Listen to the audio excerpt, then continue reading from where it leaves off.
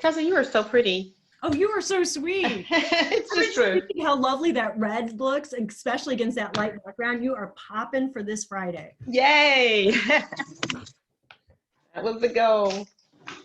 I am going to welcome our attendees. And they are starting to come in. All right. Judy has joined us. Good morning, Judy.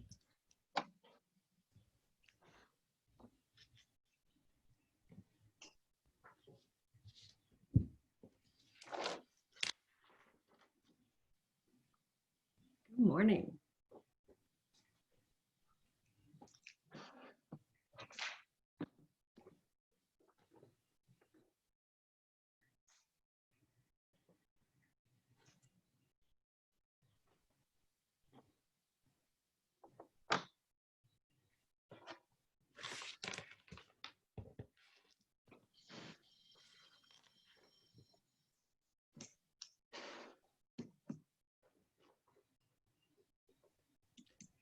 Good morning.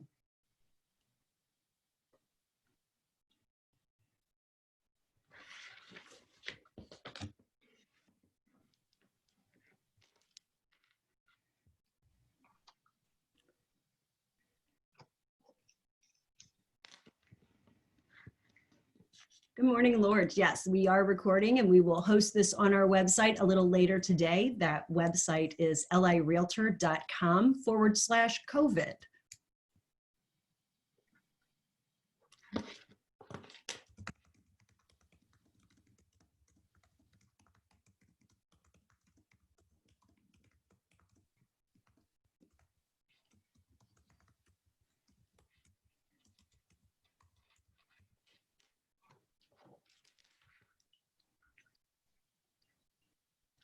All right. Looks like we are getting there on our attendees. So we're going to give them just another moment to come in and then we'll get started. Okay.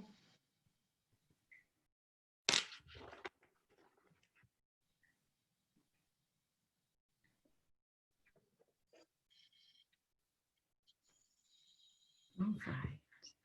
Well, good morning, everyone. Happy Friday. We are so excited to have Miss Juanita McDowell here with us today.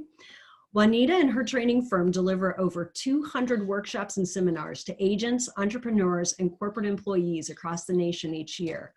Juanita is an ePro and safety instructor, a train the trainer instructor, and a GRI instructor. She has received numerous awards for her training, including Partner in Education of the Year and Instructor of the Year by the Georgia Real Estate Educators Association. As a former ed director myself, your name is a name I have known for a very long time, so I am very excited to get to welcome you here today, and we look forward to your great presentation. Thank you for joining us, Juanita. Great. Thank you so much, Tessa. And thanks for everyone who is taking the time to join me. I'm going to go ahead and share my screen.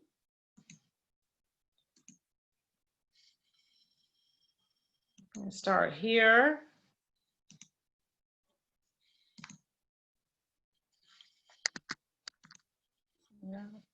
Right here.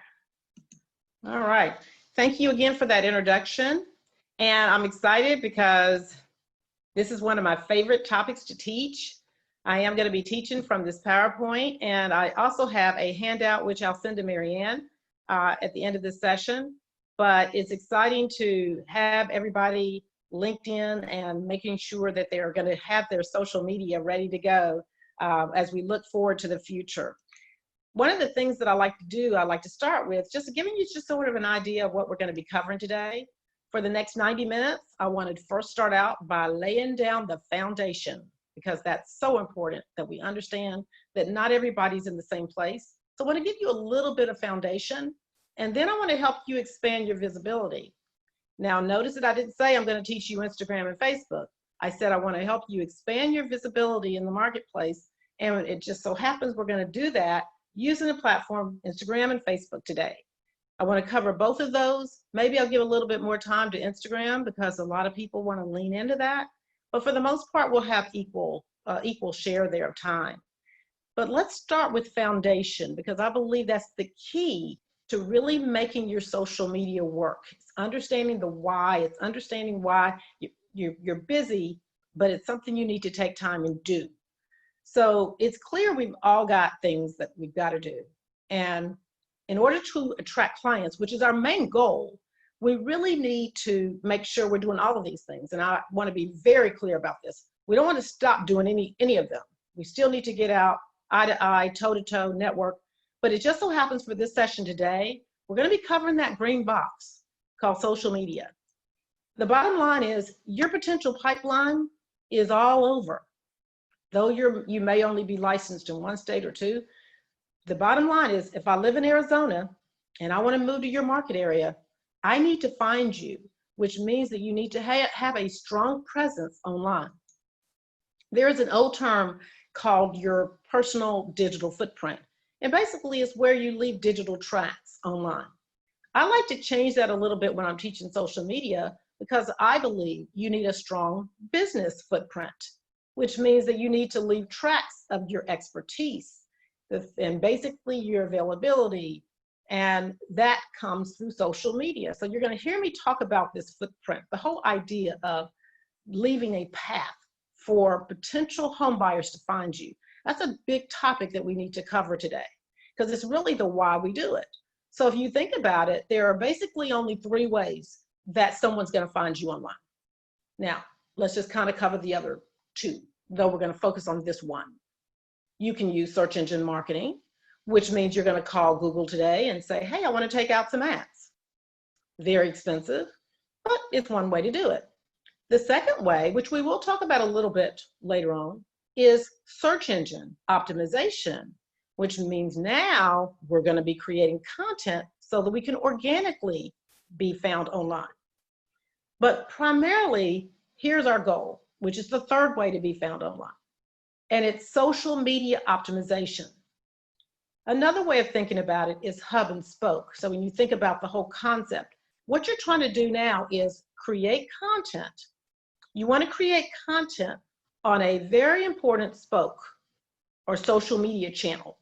And you want to do that for the purposes of driving traffic to your website. So I want to say a couple of things about that. Number one, a lot of realtors are always tapped with, you know, buy this, buy this, buy that. And I'm always telling realtors, watch very carefully where you're spending your money because everybody's trying to get into that commission paycheck. But there are 2 places I do want you to spend money. One is on cybersecurity, making sure that you have everything secure in your cloud, your website is secure, your equipment, your iPad, your iPhone, your laptop, your Mac, everything is secure. But also I want you to invest in your website. That is the hub of your business. And if everything is set up properly, that's where conversions take place. And I often tell a lot of business owners, you usually have 1 or 2 problems. You're not getting any traffic to your website. Well, now we need to do something about it. And social media is one way to draw traffic there. Or you're getting tons of traffic there, but you're not converting. But typically you have one of those 2 problems. Today, with social media optimization, what I want to talk about is 2 spokes that will get traffic to your website if set up properly. And I want to teach you those things that you need to do to make sure that happens. So basically the concept is now I'm going to create this channel and basically is going to be based on the kind of market I'm trying to drive. So as an example, here's someone that wants to get me to Florida. And when I go to their hub, I see their market, I see what type of business they're doing. By the way, this is a live shot that's on their website. I'm into the dynamic view. You can kind of get a sense there. And I know they're international properties. It's a Florida property. And now let's look at another one. And this happens to be a realtor who's in Long Island. Clearly, she does luxury. Again, another dynamic view, which I absolutely love this website. I'm not questioning what her niche is. I'm not questioning what kind of market she's looking for. If I'm not looking for probably a luxury home, she's probably not an agent for me. If I'm looking for a smaller house, she has identified her market and she knows exactly her clientele. And this is basically reflective of that. So now we've got a hub. We've got a hub that reflects the kind of business that we're trying to do. Okay, now let's take a look at this whole process. Where do I start? The process now starts with your business objective. What are you trying to accomplish? That's key because that's the reason why we're doing this. We're identifying our market and we're then saying, okay, I need this spoke because this spoke will help get me there. I'm an educator, I'm a trainer, I'm a speaker. So YouTube is a good spoke for me. So I can get basically traffic to my videos because I know my potential clients are watching educational videos and they will hire me. That's the reason LG has been my client since 2012. I know that if I play my cards right and set up my videos correctly, I can get more business. If I were a realtor, then what I want to do is basically say, well, what kind of market am I trying to drive? Well, if I'm looking for first-time home buyers, maybe Instagram is a great place. In fact, I'd say it's a wonderful place. If I was looking, and if I were Carol, that would be a great starting point. If I were looking for luxury buyers, then maybe Facebook would be a great place to start. We can do a mix, but I want you to kind of have in your mind a dominant spoke that's basically representative of where your clients are. And that's the key there. Reason why? Because you've got to create content for that market. If I am someone who is an investor and you're going after investors, then that's a different, you may create a different content calendar that represents what an investor needs. If I'm someone who's in the luxury space and I want to buy luxury homes, I like luxury goods, I like luxury cars, boats, then you need to create content that I would be interested in. So that's why it's so important. A lot of us are going to start this journey, or we're already on it, but we're not consistent. And what I always tell people, if you're not willing to be consistent with social media, then don't do it. It's not going to be of any value to you. So create content based on this market that we're talking about. That's the key. So now the content calendar is something I need to talk about, because one of the things that I find talking to so many people, so many realtors, is that they're not consistently posting. And that's what's really going to allow you to be successful. Here's what I recommend. And I recommend this to every class, every seminar that I'm talking to. You must have a calendar. I don't care if you use Excel, you can use an app. And in fact, you can use a desk calendar. It just needs to be, your content planning has to happen. And what I want you to do is, if we're in the month of May, I want you planning for June. So take as an example, you want to post on Monday, Wednesdays, and Fridays, or just Tuesdays and Thursdays, whatever your consistency will be. Then what you're going to do is, in the month of May, you're planning for June. In the last month, in the last day of the month, and I'm going to give you the tools to do this in just a second. I'm going to give you the apps you need. You're going to basically then take all the planning you've done, the pictures, the content, and you're going to load up on the whole month of June. Because I've got apps that will allow you to schedule content. In fact, in Facebook, it's already there. You don't need to use an app for that. You're going to use another one for Instagram. But all of the content will be placed in June, and now you're done. Done. And what you're going to do in June is you're going to plan for July. So as a concept, Monday could be real estate tips. Wednesday could be community activities. It's whatever you want, but plan it out in advance so that that happens based on the niche market we just finished talking about. And I can't tell you how important. Now I'll give you some more content ideas when we get to Facebook. So now let's start. That's your foundation. Now let's start talking about Instagram. Okay? Couple of tips. First, I want you to know why. I am so big on knowing why, because I have a limited amount of time and I want to make sure I'm effectively using it. So now what's the compelling reason I should use Instagram? All right, well, first of all, millennials are there. Now, a lot of people are going, oh, Juanita, millennials, aren't they the first-time home buyers? No, they're not. And I want to make sure you understand this, and something that you need to follow going forward. Every year, NAR puts out what they call the Home Buyer and Seller Generational Trends Report. It comes out, I want to say, about in April. This is from 2019. So next April, you'll be looking at 2020. Now take a look at this chart. You got your young Gen Ys and your older Gen Ys. And as you can see by these numbers, and let's just look at buyers, just buyers, 37% of home buyers are from the millennial generation, 37%. Now, what's interesting about this to me is I've been teaching this concept of understanding what generations are buying and looking at the data to, kind of get a feel.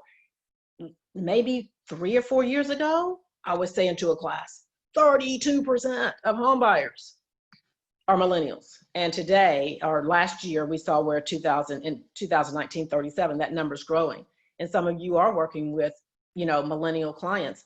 And I will tell you, it's not just millennials on Instagram, because a lot of my Gen X and boomers are also getting there as well, all right? Because they know this. The Instagram is a great organic way to reach people. And if you have and understand hashtags, which you will in just a second, it's not random. If you're going to understand hashtags, then you're going to understand how to create content for Instagram that will be found by your target market, okay? So I call this let's get started using my 1, 2, 3. Very simple. Step 1, download that app.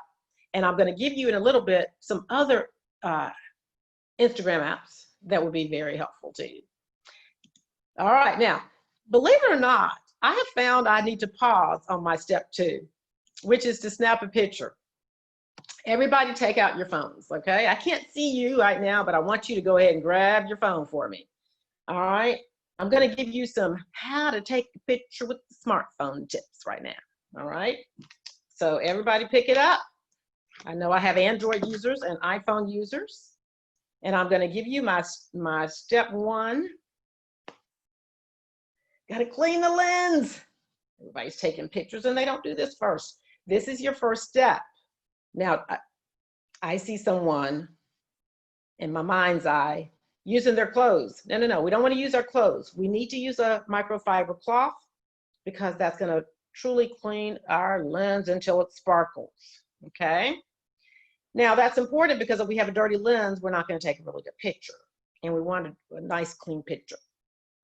Okay, and the second step is also important, and that is I want to make sure you have your grid lines on, okay? So now let me tell you, I'm going to talk to my Android users first, and then I'm going to show my iPhone users how to do it. In order to get your grid lines on, go ahead and act like you're about to take a picture. So get in picture mode.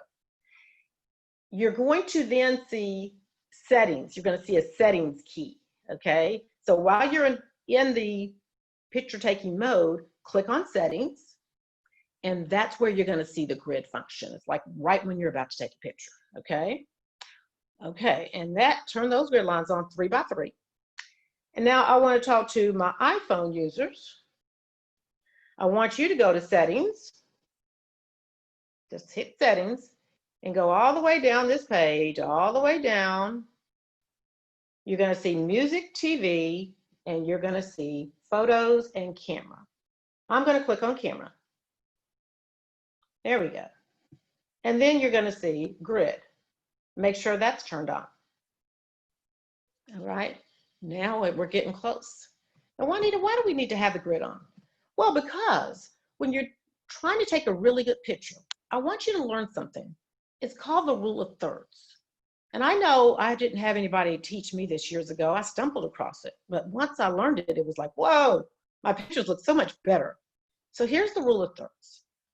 We tend to, I know I did before, just shoot for the middle. But it's not always a good idea to shoot for the middle. Maybe if I'm taking a picture of a home, but with our Instagram feed, we're going to be taking a picture of other things as well. So what we want to do is we want to aim for the intersection of this line right there or right there, or right there or right there. Let me give you some examples. So we have a picture we take. These are professional photographers taking these pictures. But we like these pictures. We don't really know why. But it's because the photographer put the subject on the intersection of those lines. You guys can see it's like, whoa, what a nice picture. That's probably why. Our brain is kind of leans one way. All right, again, that's why. All right, so now we've got the grid lines on and we know where the subject should be. Now here's the next step. You guys act like you're about to take a picture of something in your room. The next step is to focus the camera. So many people take a picture without focusing the camera. You probably know how to do it. For the most part, you know to tap the screen. When you tap the screen, you're going to get a box. Now, here's the key. There's a little sunlight to the right of that box. And when you tap the screen, because you may need a little bit more light or less light, use your index finger to go move up and down that photo. In case you need a little bit more light, you can actually adjust it right there. And when I tell you to focus, tap, if you have an iPhone, you don't just tap the phone, but tap and hold until you see AF lock, because now that locks in the focus and you're going to take a better picture. All right. So now you got kind of little tips under your belt on how to take a nicer or better picture. And if you learn something new, let us know in chat, because Instagram is a picture taking app. It's about those pictures. So you download it, you know to snap a picture. Now step 3. Step 3, you want to add hashtags. So now let's talk about that, because a lot of people just think it's random, and it's not. If I were talking to, let's say, bakers would have their hashtags. Photographers. So each industry, each occupation, they have their own hashtags.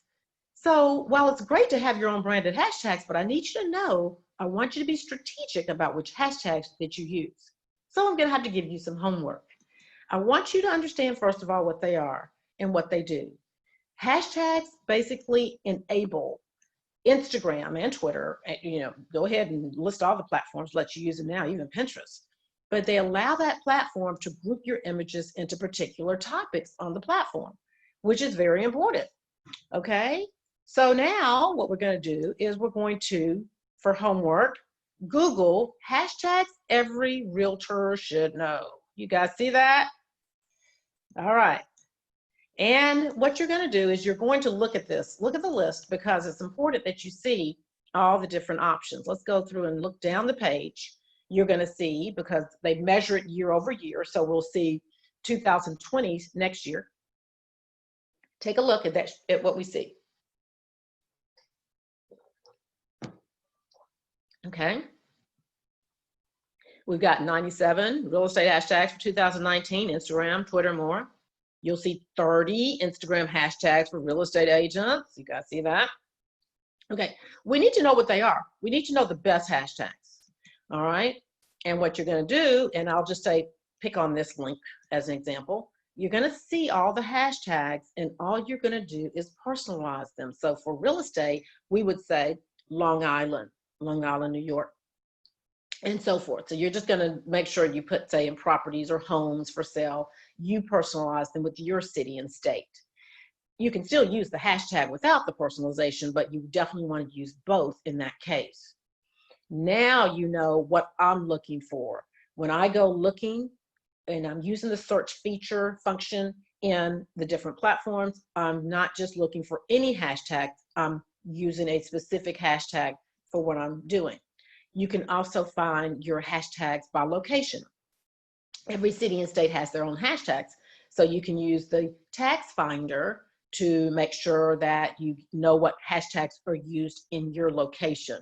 So as an example, I may be looking for Long Island. And as you can see, hashtag Long Island, New York, 244,000 posts, but there you have it. I am going to take a look at what's going on in Long Island, New York. And as you can see, I'm just going to go down the page, look and look and look and see all kind of wonderful pictures. By the way, if someone knows where I can find that in Long Island, please message me in chat. That looks amazing. And I'm hungry. Okay. So it's important that you see photos, because you need to know too what photos will catch someone's eye. All right, now add hashtags. What if I am a realtor and I'm about to post up a picture of my listing of a property? Then I want to make sure I'm using a relevant hashtag that came from that list that we just printed out or added to our Dropbox, or however you save things. So now I'm going to add or look for Long Island real estate. hashtag Long Island real estate. And when I do, understand hub and spoke, I'm going to find things. So as an example, I may find, in this case, that hashtag, and because I'm moving to Long Island, I can follow the hashtag. That means that every time someone uses that hashtag, that means I'm going to see, I may potentially see the post. So I want to make sure you understand why it's so important. The other thing is, every time you use a hashtag, it basically now creates, it adds that picture that you wanted to post on a separate Instagram page. So if you use 10 hashtags, you've just added your listing picture to 10 Instagram pages. You use 15, 15. So that's why people use so many. All right. I don't recommend you use that many, but 10 to 15 is really enough, in my opinion. All right. And actually, this was something years ago Instagram published. This is not just me talking. They said 10 to 15 is sufficient. Let's just take a look at this because I want you guys to see this. Hashtag Long Island real estate, very popular hashtag. I'm going to follow it since I'm moving to Long Island. And as I go down the feed, and this is just me doing this recently last night, I just look at the pictures and see what catches my eye. And that house, the yellow house right there, catches my eye. And what I'm going to do now is I'm going to click, looks like it's a video. When I click here, all of a sudden, guys, I see the caption. I read more details. This particular person didn't know I was going to be looking at his photo. He didn't know here there's somebody in Atlanta that's moving to Long Island, but he understands hub and spoke. So now, because he used the right hashtag, right, Long Island real estate, he basically just got eyeballs on something he's trying to sell. That's your big why. I call hashtags the breadcrumbs that lead me straight to you. That's the best way I know to describe them. So drop the breadcrumbs, but they need to be the right ones. We don't just randomly choose different types of bread. It's the bread that's going to work for you. Okay? So as a sort of sum it up, hashtags are like keywords for a search engine. And when used properly, they make your content accessible for people that really are looking for it. And that's the big idea. I want to tell a little funny story. I had a student one time that said her daughter, I think she was 9 or 10 years old, she was on the phone with someone and she had to, and she said, "Ma, they're saying I need to hit the pound sign. What are they talking about?" She goes, "Honey, hashtag." She's like, "Oh, well, why didn't they just say something? Why didn't they say hashtags?" Now, Gen Xers, we are boomers, we know what that's about, right? We had the pound sign and now it's a hashtag. Who knew it would change this thing? All right, now, I want to explain the pull-through just so we're all together. The platform, the spoke, never stands by itself. It has to be all together, which means that I started out telling you about the importance of having a professional website, investing in the website, but I also then mentioned find a spoke. So I want to make sure we're together on this. The importance of the spoke is really so you can be found online.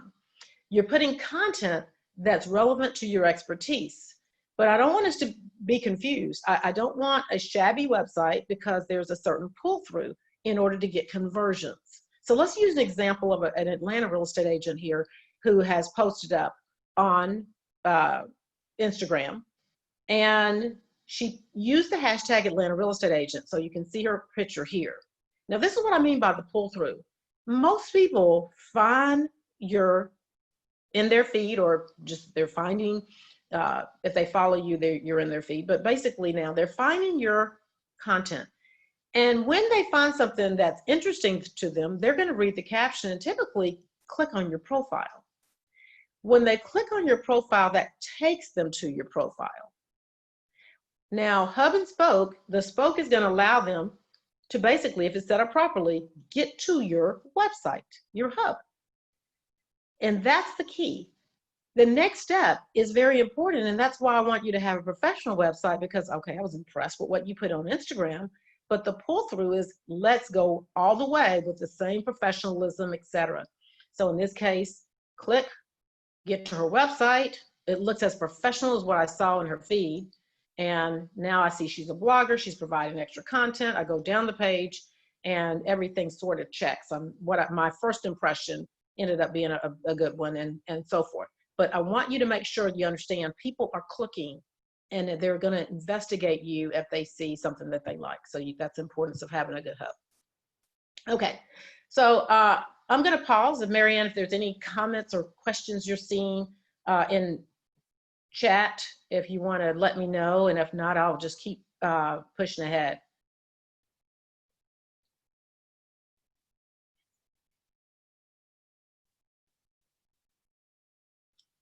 Okay. All right. Tip number 3 is to know the benefits. Very important that you know the benefits of Instagram, and I want to go through a few. We already talked about the visibility piece. You now have another channel to reach potential buyers, and that's the key. Also, public perception, and I will say this over and over because using technology, using social media platforms, it lets a potential seller, buyer know you're current. I had a very good friend of mine, a realtor here in Atlanta, who received a referral. And so she kind of thought she had it in the bag. And she ended up not getting the listing. And she said, that just really threw me off. I said, well, you know, every conversation has sort of this ebb and flow. I said, was there any point that you did not feel comfortable and you felt like you said something that made them go, and she said, I can only think of one thing. She said, they asked me if I use Instagram, and I said, no, I don't have time for that.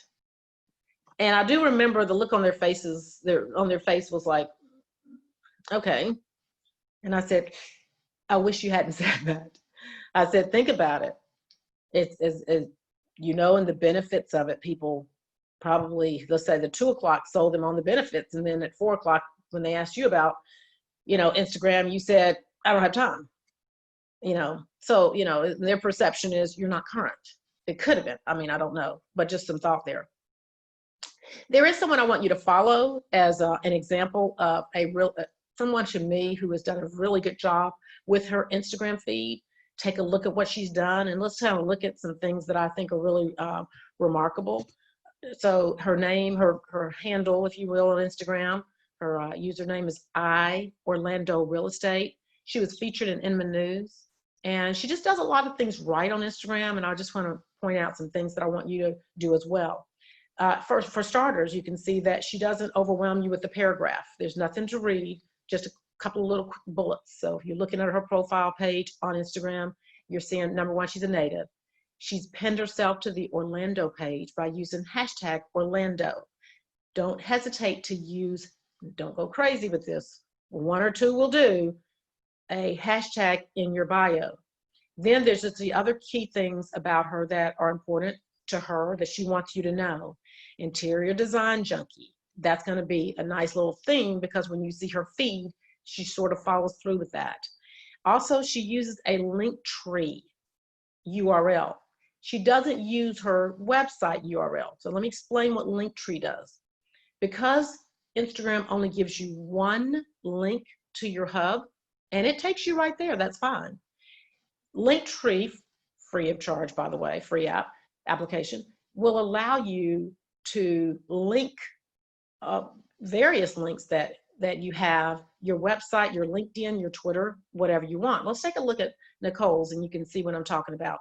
So basically, she's on a podcast. So if you're 1 click away from watching and listening to her podcast, you're able to see her website, certainly, her buying process video, her design ideas. So now she's giving you additional links, and that's what really Linktree does.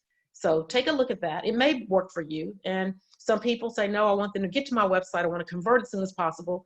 Well, then this will be a disadvantage because, again, you will be 2 clicks away from the website. But the advantage would be other valuable content and ideas you're providing to the person who's interested in you.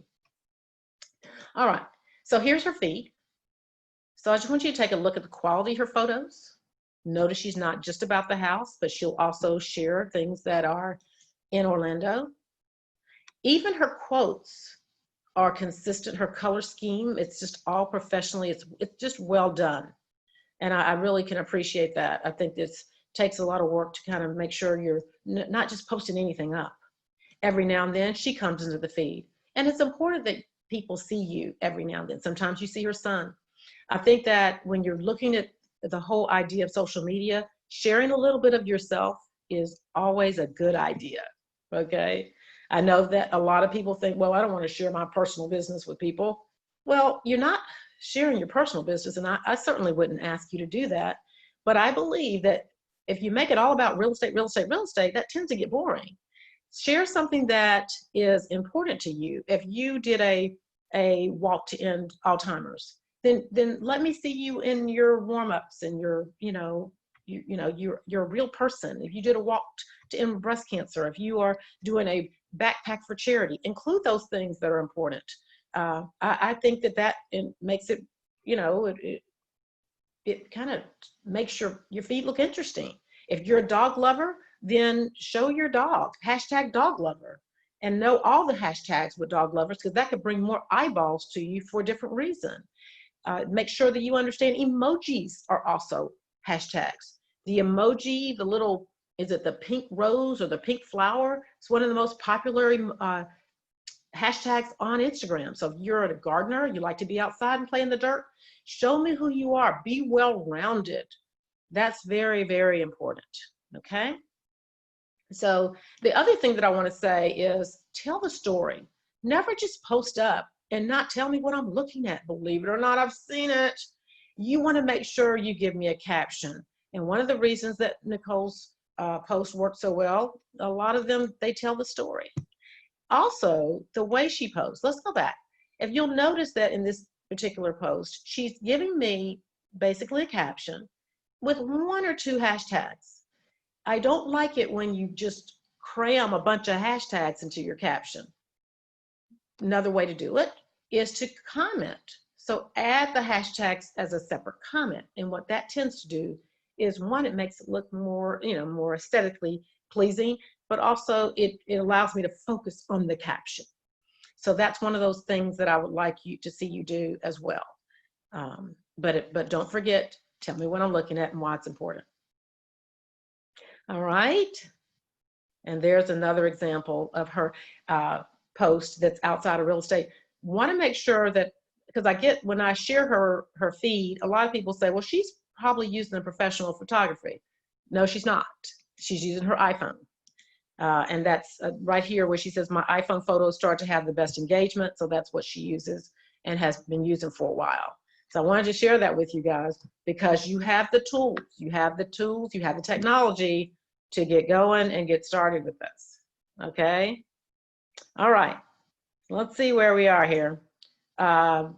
Let's talk about some Instagram apps. That's what I want to do real quick, and then I'll stop. And if you have comments or questions, we'll take those. So a couple of Instagram apps that you might find useful is, number 1, hyperlapse.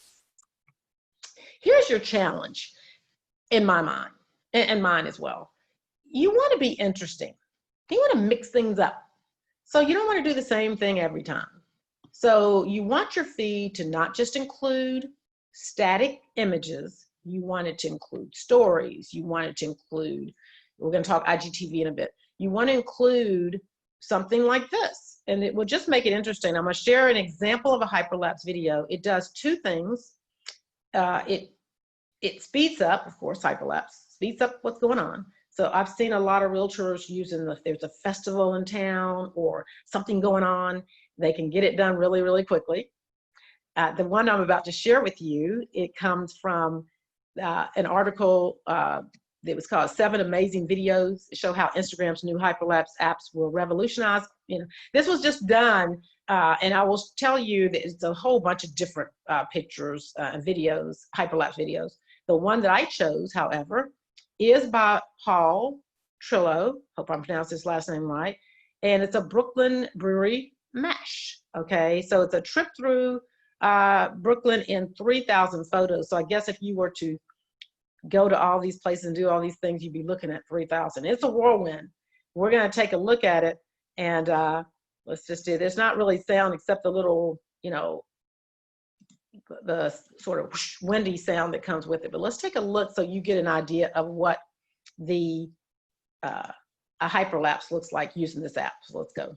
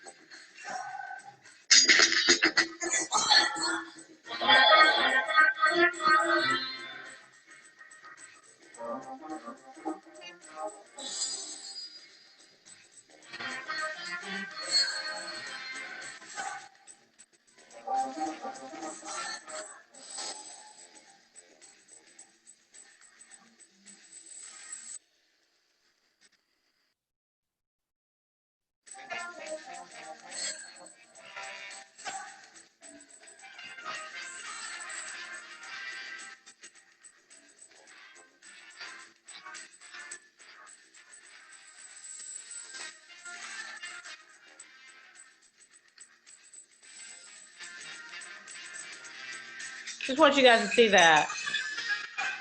Just the concept of it. Microsoft has one for Android.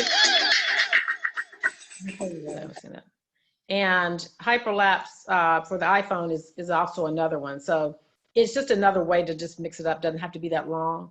Sometimes you're going, whoa, what am I seeing? It's going too fast. So again, it doesn't have to be that long. It shouldn't be that long, but it stabilizes, and it has a stabilizer, and that's the key. It's not just a fast video, but it stabilizes it. So that's just another idea for a post. Now and you can see a lot of realtors who've used the app and how they've used it on YouTube. All right, so let's talk about another app I want you to take a look at, and it's Preview, which allows you to plan your Instagram. This was actually something that a millennial showed me in a GRI class. But what I liked about it is that I have for a long time been recommending Hootsuite and Later as applications to plan and schedule content. And I've had it's been a little too much controversy online about those applications that will post for you, like on your behalf. And what I like about Preview is it's really more of a planner. So it allows you to pull your content in and then you post it. So physically you're posting it. Your planner is there and you're kind of doing a copy, paste it to Instagram. And it's something to check out. It's not for everybody. Some people really like to go in and do their own, individual planning. I just tell you, I need you to have a little bit of help with that.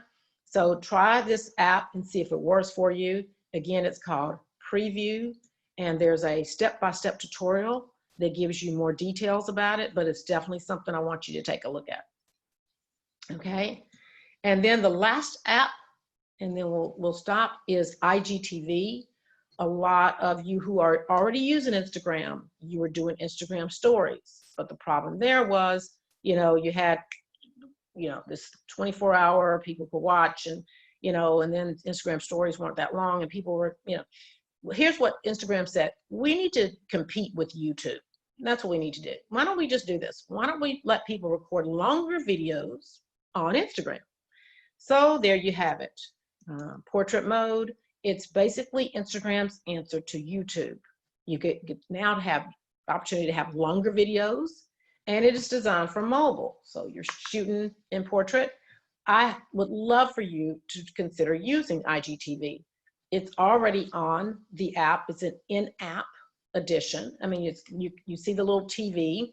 IGTV stands for Instagram TV, and you could click on that, and of course have your videos. Shoot some videos. You can do some listing tours. You can do some neighborhood tours.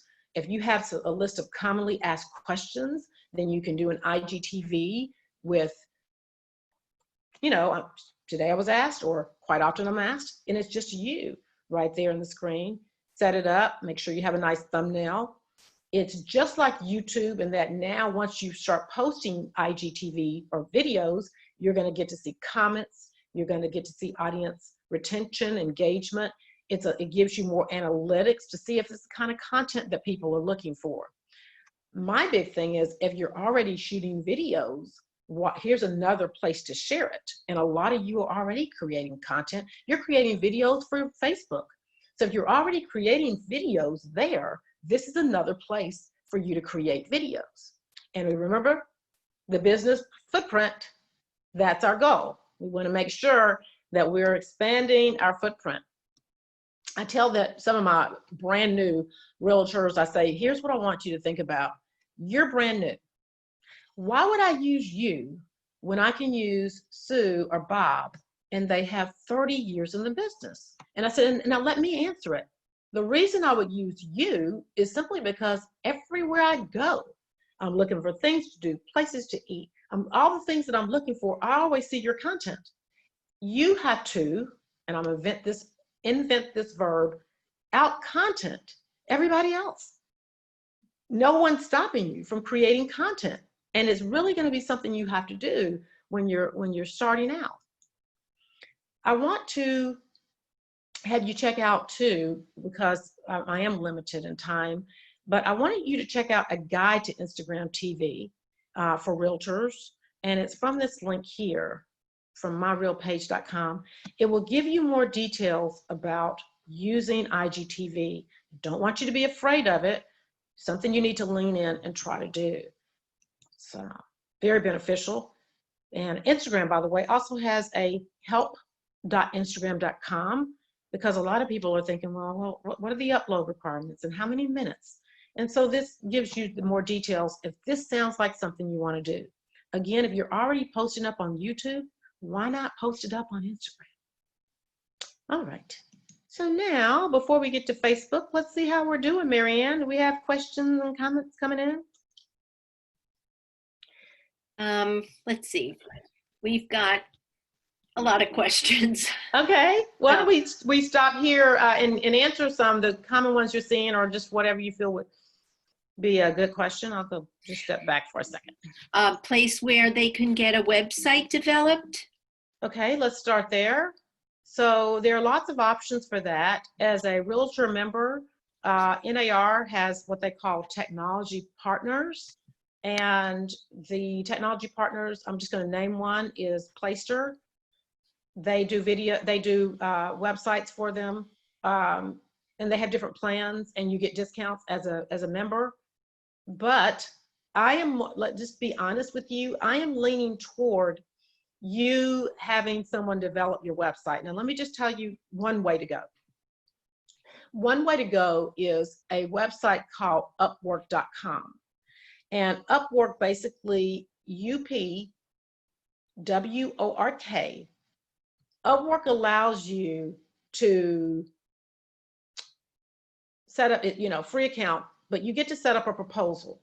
And now what you're doing is you're talking to all the freelancers that do websites. And the benefit, I've used Upwork for, I don't know, it was Elance before, so counting all that, maybe 10 years.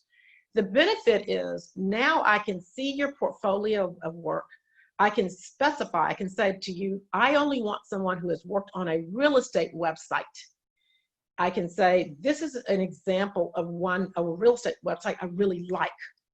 And so I can now put my requirements right here. And then I can also say, and by the way, this is how much I want to spend on it. And you can, depending on, how you write your proposal, because a lot of issues may be, say, English language barrier. So you can say, I need someone who is fluent in English.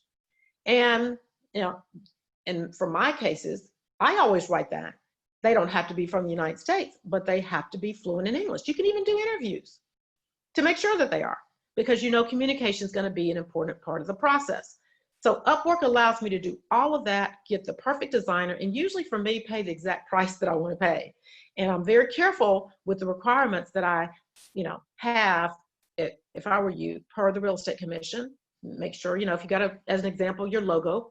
I know in the state of Georgia, you can't put your logo, personal logo, make it bigger than your broker logo. It has to be equal size, or broker larger. So that's what I would recommend for a website. So you can go with, say, an NAR partner or Upwork.com, which allows you to have the exact website you want, especially when you have 2 or 3 examples you give them. Yes. Yes. Okay, next one. Let's see. Do you have any organic reach hacks and strategies for hyperlocal followers? That's a good one. So let's start off by making sure we know what those hyperlocal hashtags are. And that's why I gave you the tag location finder. We need to get a little detail in there so that we're doing that. But let me give you another hack. I love that word. And this was done locally. Someone was eating cotton candy one day and realized that their nail polish matched the cotton candy. This is going to sound really strange, but they went to the nail salon. But here's the end of the day. The short of it is, the nail salon partnered with the cotton candy shop, and they came together and did a joint Instagram campaign. So here's a thought: is if you're trying to make sure you're getting some local, why go at it alone? Find a partner, local partner, and then you can share followers, have a campaign, you're doing it together. But the bottom line with that particular twosome, they both ended up increasing their followers to a point where they kind of, someone wrote an article on them, on how successful that was on a local level, two business owners coming together and sharing followers. But the bottom line is this, and it's always going to be this: make sure you're putting up quality content, and make sure you're adding the right hashtags so that you can be found. That's always going to be the most important thing. But don't hesitate to be creative as well.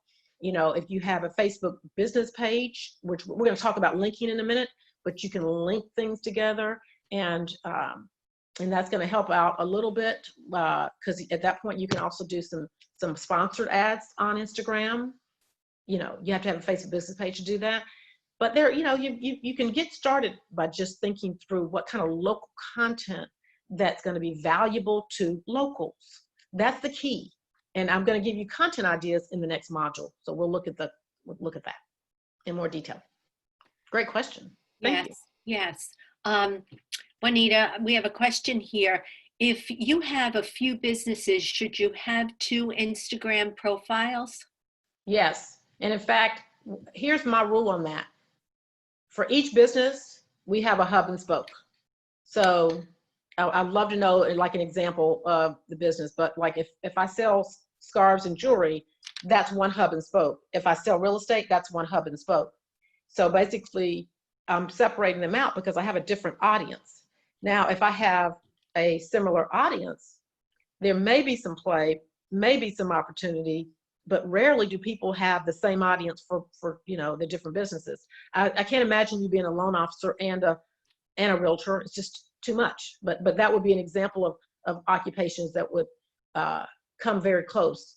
But I would rather you, even in that instance, I would rather you have a different website, different hub and spoke for each business. And that's so key because we're going after a different market. We've got to have a different content calendar. Remember this, it's not a random process. We're creating content for that end user, for that potential client. And normally they don't cross over into different businesses. Great. That makes sense. We have 2 more. Should realtors have 2 separate Instagram accounts, one for business and one for social, or keep it the same? And I get that question all the time, Marianne. And let me just say this, it's hard enough to maintain one Instagram account. So let me just say this, I'm going to wobble on this answer. I have some realtors who tell me, Juanita, I am very private. Oh my gosh. And I just don't want I don't want my kids. I want to keep family separate. For those, then I need them to have 2 separate Instagram accounts, one for personal, one for business. However, it is my preference is that you have one account and you marry the 2, that you keep them as one account where you're showcasing family, because it's life. It is real life. And people love it when you get real. You may not look always perfect hair, makeup, and whatever, but you have this part of you that's real that you're showcasing, as well as the homes. And that makes it very interesting. It's interesting to look at. It's interesting to know who you are. And the Instagram lets you be the sum of your parts. So I would rather you have one Instagram account, and I want that one Instagram account to be a business account. And the reason for that are many. You can have a contact button. You can have your, you get to see your analytics. So you see what % of female, male, you get to see where your traffic is coming from, age group, who you're attracting with your content. So my preference would be one, but I respect you if you would decide you want to be out of the spotlight there. Great. And so many comments. This is great. Thank you so much. I'm enjoying this, so helpful. And then we have, can you show us the My Real page again, the website again for My Real page? Oh, absolutely. Okay. There it is. Great. I'll leave that up for a second while I take a sip of water. Okay. And how do you set up an Instagram business page, biz page? So what you're going to do is set up an Instagram, like you're setting it up for just your own personal use. And then from your business page, from your personal page, you're actually going to come down to the bottom and click on your face. And when you click on your face, the 3 lines in the upper corner, I'm going to spotlight myself.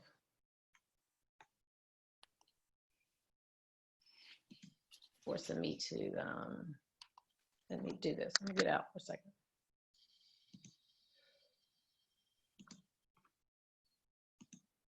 Ooh, I just scared somebody. Okay. All right. So, but the key is if you have an Instagram account already, there are 3 lines in the upper hand. Hopefully everybody can see those 3 lines. That's your account menu in Instagram. This is where you're going to convert to a business page. And this is where you can do linking as well, which is why I decided to show it. You guys can see that? You see where it says settings? Does everybody, Marianne, can you see where I have Yep, settings? we can see it. We can see Okay, it. Yeah. so when you click on settings, that takes you to this. And you guys should see account at the bottom.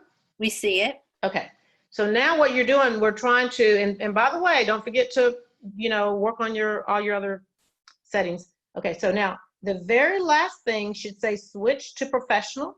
Yes. So I'm on a personal account. That's how you get to the business. We see it. Okay. Great. So should you have different pages for different towns that you have listings in? Different Pages. Instagram pages okay, so we're keeping one account, but we can create content on that one account, even though it's different towns. Absolutely. Yes. Just make sure we're putting the proper captions in place and we're putting the right hashtags in place. That's what's so key. Any recommendations of what name to use for the Instagram account? Just your name or something else added? I would say just your name. That's my preference, because unless you're on a team, in which case you may use the team name, but if it's just you, I want you branded under your name, which brings up another point. I want you to have a branded hashtag for your name. Juanita Sells Atlanta, Juanita Sells on Long Island. I want that to be a hashtag you create just for you. And you don't need anyone's permission. It is your hashtag, because I want you to have your own Instagram page, and that's how you pull that off. If you're a broker, then I want you to create a hashtag for your brokerage or your team, and then I want all your agents using that hashtag. Great. Okay, so a lot of people are asking if this will be recorded so they can share it, and yes, it will be on, and I'll put that up there on lirealtor.com/COVID. And Juanita has given us a period of time where we can put this. She also has agreed to stay until 1:30, so we have a little more time with her. And I guess we'll have you move on. I just have, let's see, one more question. I had a personal Instagram page, then created a business page, decided to use the one only. Can I delete the original personal account? Wait a minute, did we convert the personal to a business? It looks like they decided to use one only. I had a personal Instagram page. Same person, I think, is saying. Okay, because so this is what you would do. You had a personal, you basically switch to a professional, and now what you need to do, if you want to go back, you just go to the same process I just showed you, switch back to a personal, and then you'll have that one page and it'll be a personal page. Okay. So you're not deleting anything, you're just switching back to a personal. Okay, and then before we move on to Facebook, a lot of comments on, could you run through those steps one more time? They said the screen was blurry. Maybe as you do it, I'll type it in here for them. Okay, all right, so let me spotlight myself again. Thank you. You're welcome.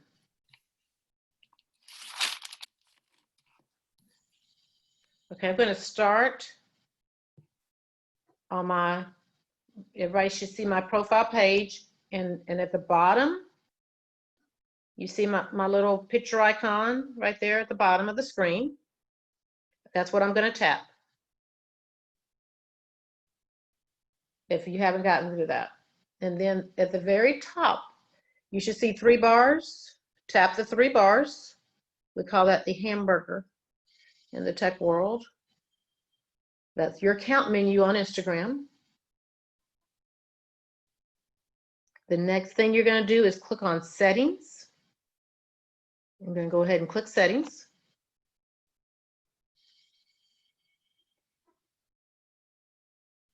Do you see account? Click on account.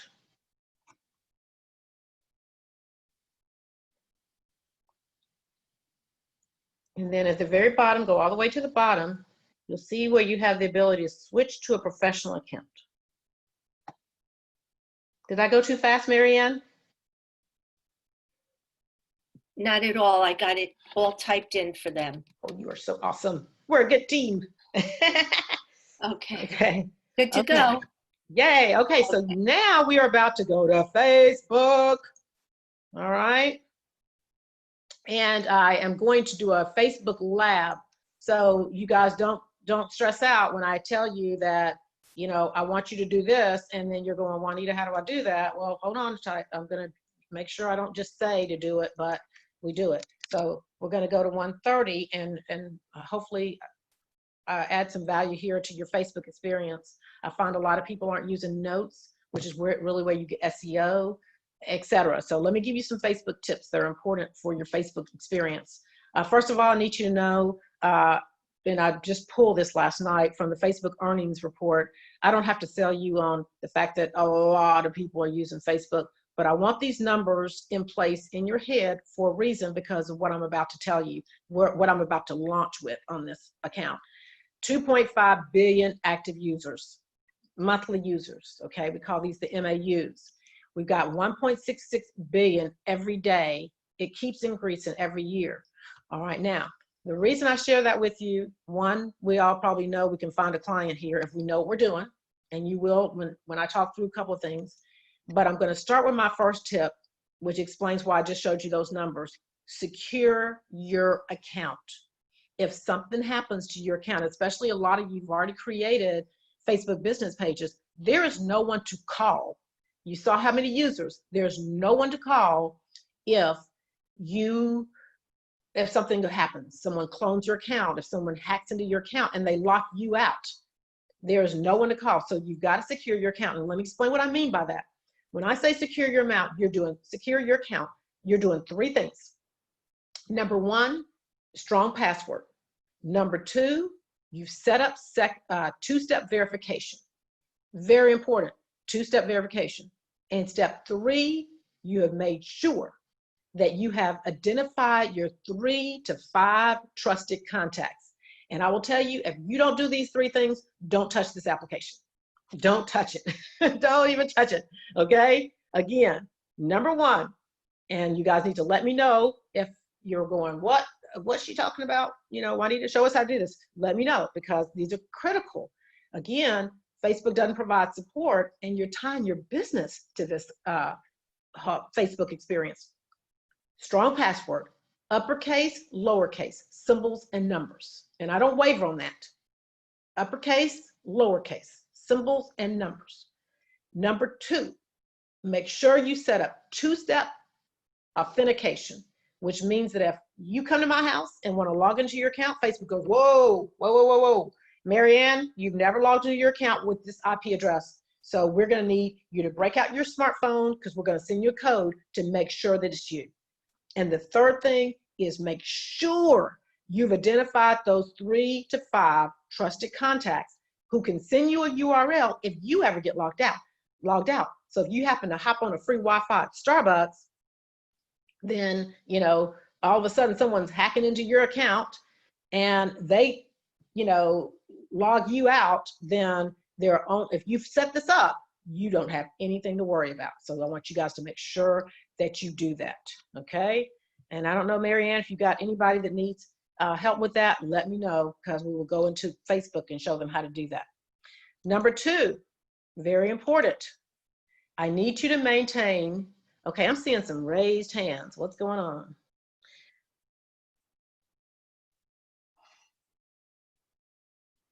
Let me just hold tight here. All right.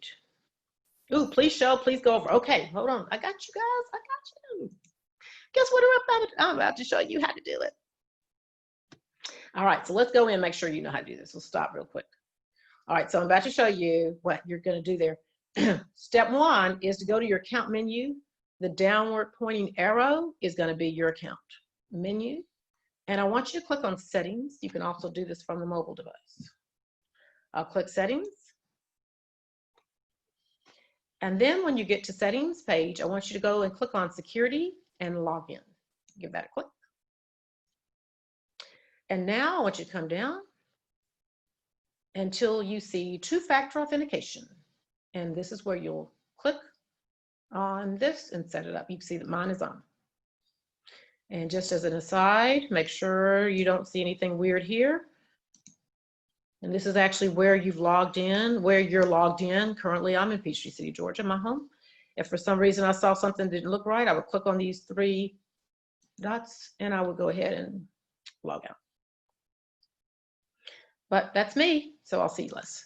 All right, so we've got this two-factor authentication, and then come down until you see setting up extra security.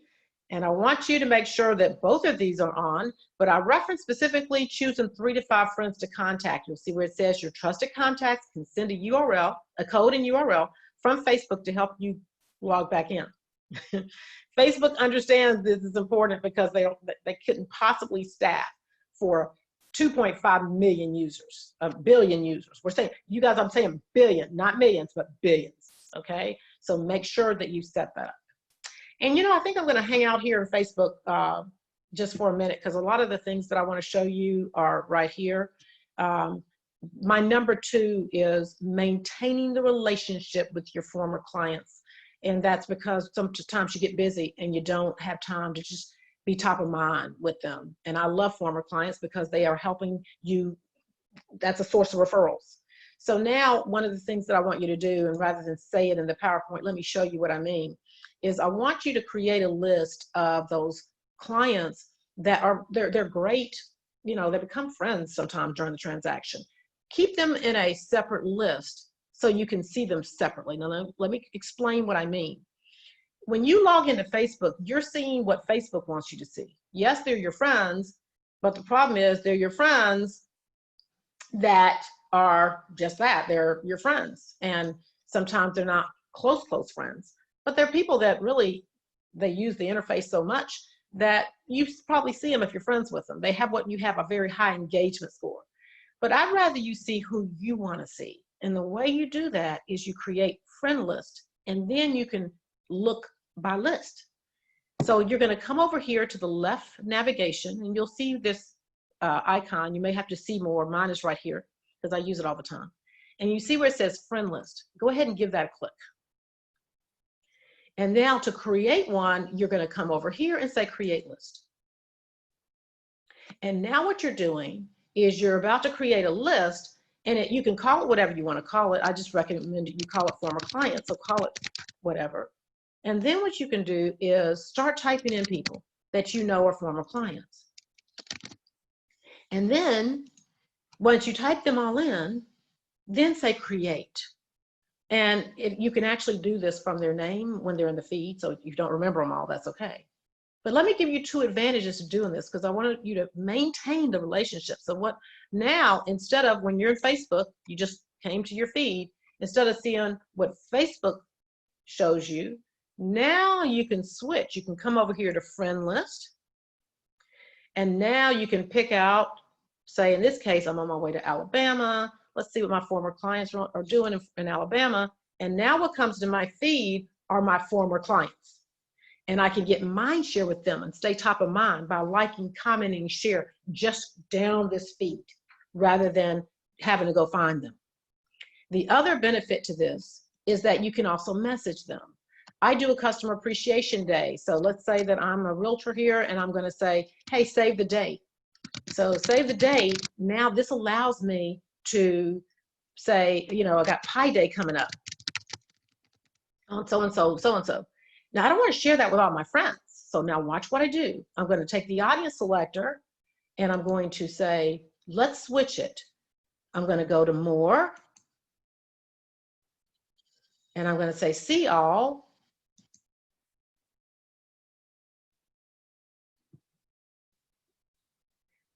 Make sure you guys can see that. I'm doing a lot going on here. Come down.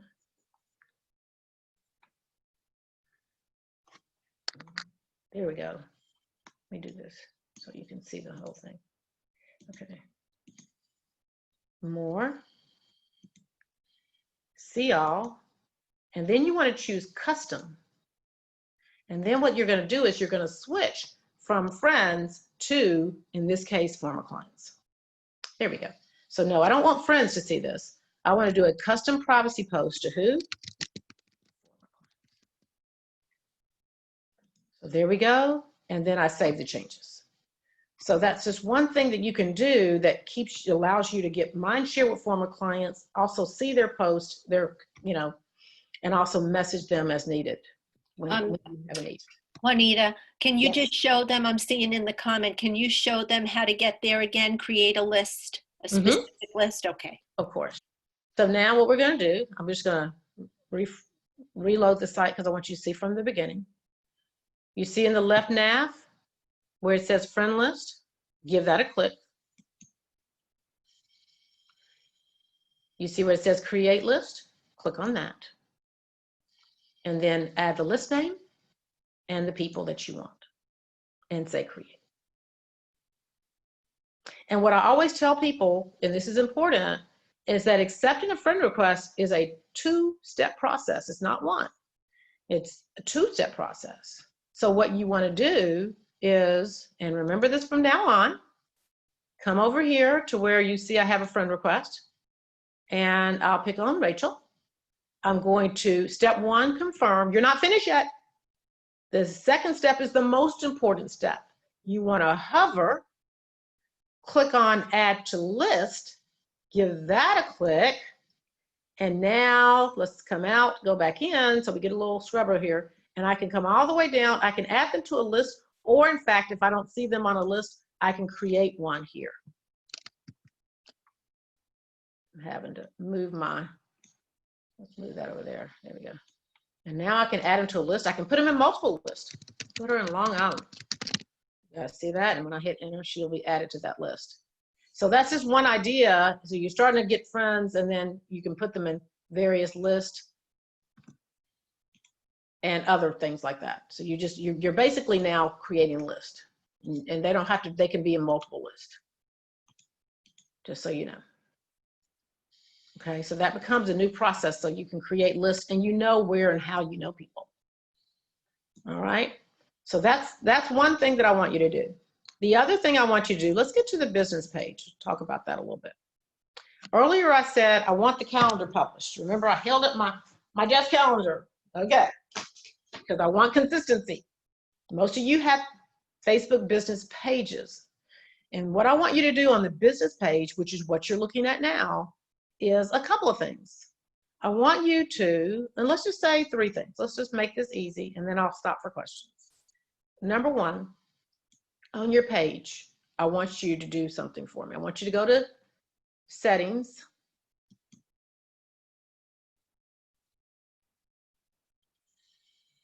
And I want you to go to templates and tabs.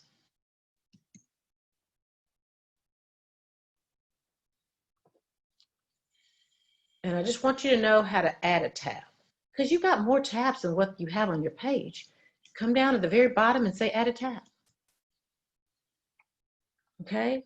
Now, most of you probably don't need any of this stuff, or you may, you know, show live videos about your page. So if you're doing live, go ahead and add that tab. But what a lot of people have not added to their page is something called notes. Okay, that right there. And I want you to make sure that notes are added to your page right there.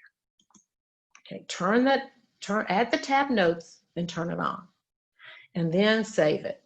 And what this is going to allow you to do is add articles for SEO. So now when you go to your page, and you may say, whoa, I didn't even know that was there. It's there. It's been there for a while. But now when you go to your page, you can click on notes and you see you have your notes. You can always create a new note. You can add a note, and that note will give you an opportunity to, let's just show you what it looks like. You can add a picture, add a title, and then start writing something that is kind of like an article, and that's going to give you some Google juice. And that's so important. I think we missed that part, is the reason we're creating a page. Listen, guys, the reason we're creating a page is so we can get some Google juice. That's one of the big reasons we're creating the page. So we want to make sure we add a picture and start adding some content to our page. Yes, posts are good. Which brings me to the second thing I want you to do. I want you to make sure you're consistently adding content. So now let me show you what I'm talking about. This is how I want you to add content to your Facebook page. I think I'll say this and then I'll hold tight on the other things, because I want you guys to get this. I want you to go to the publishing tools. So you're on your page, you've already clicked settings, but I want you this time to go to the publishing tools. And now this is really where I want you adding content to your page.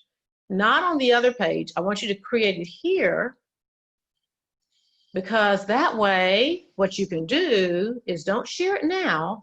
Go ahead and schedule it. Remember I talked earlier when I first started out that I want the whole month of I want you to be ahead of yourself.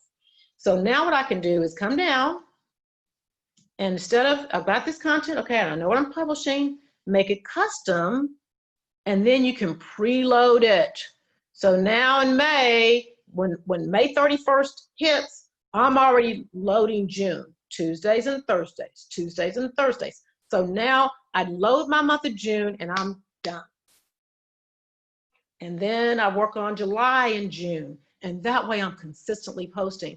The benefit to this is the consistency. And the benefit to consistency is now you can create content that Google sees. So now when I go, as an example, to Google and type in, let's say things to do, let's type this, things to do in Warner Robins, Georgia. When I click on things to do in Warner Robins, Georgia, and I come down that page, this realtor understands that's where she wants to be seen, on the first page for things to do in her area. And when I click, I end up on her page. So now she's creating a spoke, if you will, called Facebook business page that's Google friendly. She's got content on the page and Google sees it. And that's what I got to get you to see. You got to understand why the page is created so that we basically have content that Google sees. Yes, you can boost and do Facebook Live. Those are great things. But the most important thing is making sure you're creating posts on a consistent basis. And then you'll be more successful in the organic space for your Facebook page.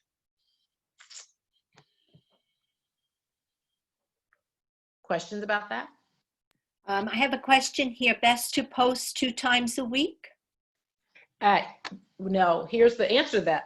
It's best to post consistently. And if 2 times a week is your consistent, I'm good with that. What I always tell people to do is scale it back. So let's say I know I can post 3 times a week. I'm pretty sure I can post 3 times a week.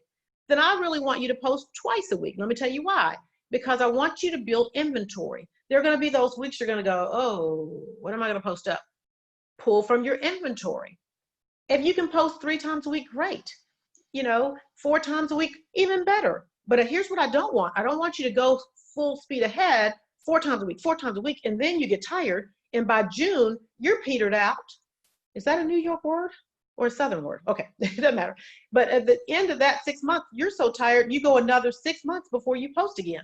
And now you have what I call a dead page. And that's what I don't want. So I'd rather you make sure you're pacing yourself and you're comfortable with how many times you post. And in fact, let me just say this. If you post twice a week, that's good considering you never missed. Out of a 52-week year, every week you posted twice a week, then at the end of the year, hey, I take my hat off to you. I think that's wonderful. You were consistently posting. Does that make sense? It does, it does. And we have a question here. Do you recommend using risk media articles for SEO? I do. And I will tell you though, I don't want you to just drop the link of those articles. And that's a very good point. The key with Facebook is understanding that it's the Facebook business page is something that Google sees. And when you drop links, that's of no value to you. Give me 100 words at least about the article. Hey, read an article today about real estate in Long Island Market that, or somewhere in there, try to get some keywords in there, but you need to add with pictures and links, you need to make sure words are typed. Okay, that's why we're, think of Google as scraping up keywords, scraping up content, and we don't want to jam in keywords. Don't do keyword stuffing. But if it happens organically, and if you can make it happen organically, we want links and pictures to be accompanied by keywords, because that's, again, it's the Google play that we have in place that we're trying to get to with that page. Right. So let's see. When you create a list and you put someone in the past client list, do they also remain in the friends list? Oh, yes. So Okay. all you're doing is segmenting out your friends.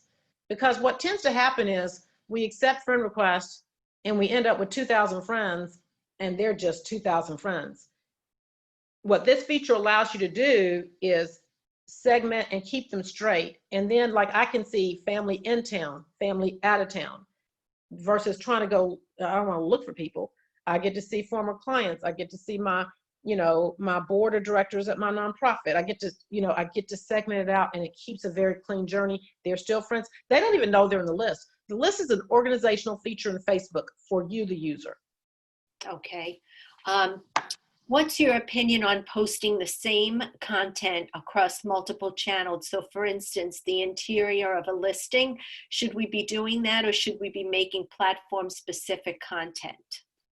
So if it's appropriate to all the different platforms, there's no problem with that.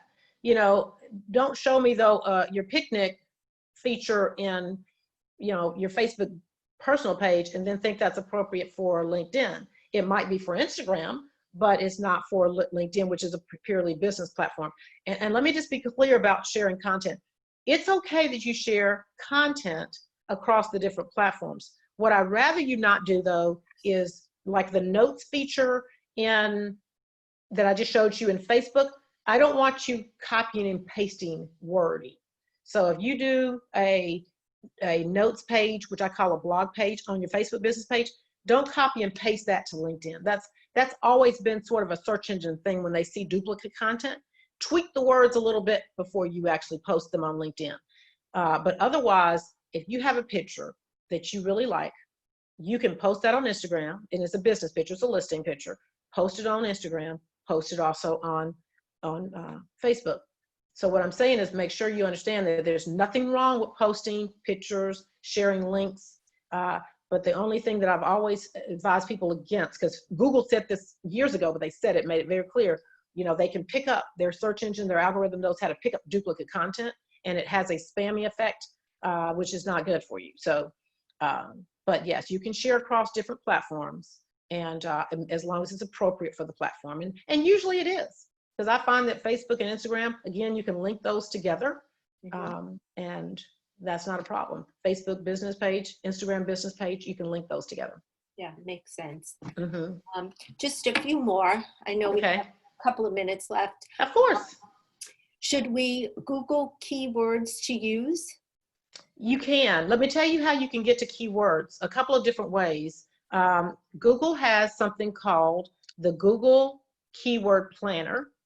I'm going to write that out for you to explore that. In fact, I'll even go to YouTube so you can just see what you can Google, because it gives you great tutorials. Google Keyword Planner and go to the one that says 2020. And you'll see there's tutorials on a complete step-by-step. I've actually wanted to do my own, I haven't got around to it. So in the meantime, you'll get people that are offering to help you understand how this works. And this is what the tool does, which is fabulous. You now can then say, okay, I'm not guessing. Do people say house or home? You know, do they say New York, New York City? I mean, you're not guessing about any of that. The Google Keyword Planner is going to tell you, Google's going to tell you exactly what people are typing in over here, what keywords they're using, and how frequently. In a 30-day month or monthly, here, this is how frequently these words were used. And you can do brainstorming keywords. It's a fabulous tool, and it's absolutely free. It's Google's tool. Usually they want, you know, it's for people that are trying to do Google AdSense, but as a user content creator, it's you can't be without it. It's something that you need. And I'll let you play around with that as well until I get my videos up on the Keyword Planner. That's great.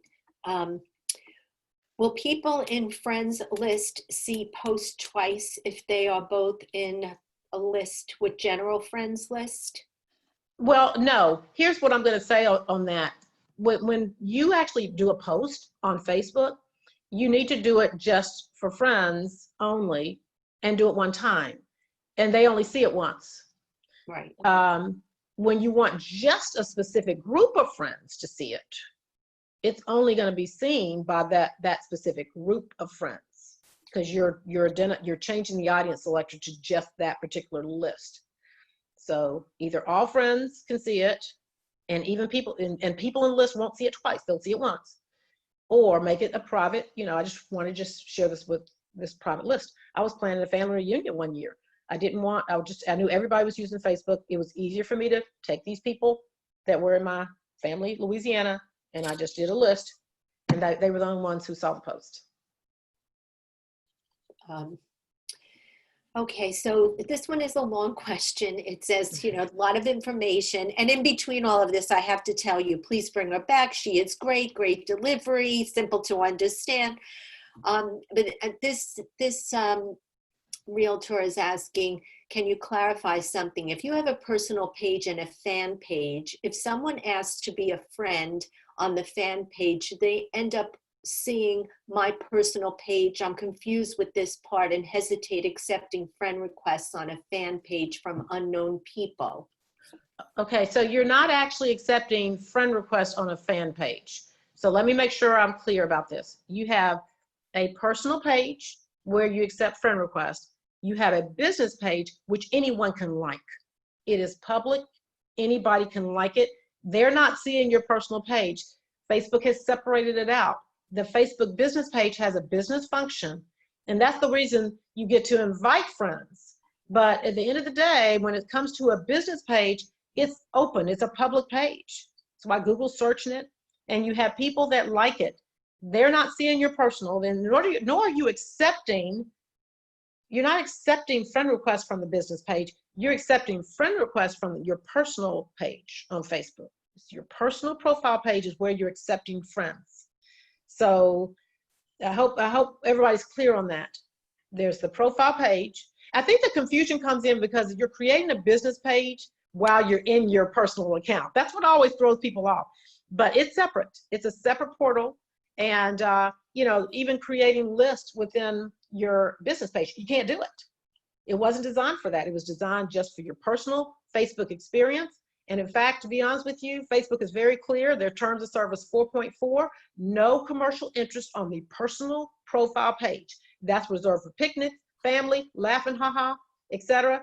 But go to the business page. That's where you create your business presence. You can share it over there to your personal page, but it's purely for business. So you don't have to worry about accepting any requests. I can go to your business page right now and like it. That means I want to find out more about the content you're creating on your business page. Okay. Did that clear that up? I think so. Okay. I guess maybe this will be our last question. How can I transfer friends from personal to business page? So that's tricky, and it's what everybody wants to do. And Facebook has given you the option to invite friends to your personal page. So you can certainly do that. But let me caution you about that, because I have probably, I won't show it, but probably about 400 outstanding Facebook page requests. Just because someone's a friend, I don't necessarily want them to be counted in your numbers for the business page. And here's why. I'm more interested in the people that like your page to be interested in what you do on the business side. I'm wanting them to be potential clients. That content that you're creating. I had a lady that have 1,000 people that have liked my page. Not impressed if they're not interested in what you do. That means you got your cousins, uncles, everybody you knew to like your business page, but it's a false read on how many people are really going to be engaging with your content. And that's the key. I'd rather you have 10 people that know and care what you do and could potentially use your services than 1,000 who don't. So here's the answer though. Yes, you can invite friends. Make sure your page is ready to go though. When you invite them, don't start the page one day and then invite all your friends next. Have at least 10 posts already ready to go. Have a page that's dynamic and, you know, something that people want to see and engage with. That's more important than just inviting everybody to come over because I need the numbers. You know, we get caught up in that. And it's not a bad thing to have high numbers. So don't get me wrong on that. But I want them to be people that when you see you're organically growing likes is because of the content you're posting. You're doing your notes, you're doing your updates, you're going Facebook Live and people going, I want more of that. Those are the people that I want you to have as Facebook fans. I think we used to call them the Facebook likes. Okay. So I think that's it. Pretty sure. I think we covered everything. So I do want to turn my video on and Okay. let's see if I can. Do you see me? I see you. Okay. I wanted to say a great big thank you. You're welcome. And I will tell everyone where they can, well, I'll tell everyone now, you can find the recorded version of this on lirealtor.com/COVID. And Juanita has been kind enough to allow us to host that for a period of time and a lot of other recorded webinars and more to come. So we thank you immensely, Juanita. You're welcome. And we look to bring you back for certain. You are a Yay. ace in the industry. Thank you. All right. Stay safe. Oh, you too. And thank you, everyone. I appreciate everything. Okay. Thank you. Bye-bye. Bye, all.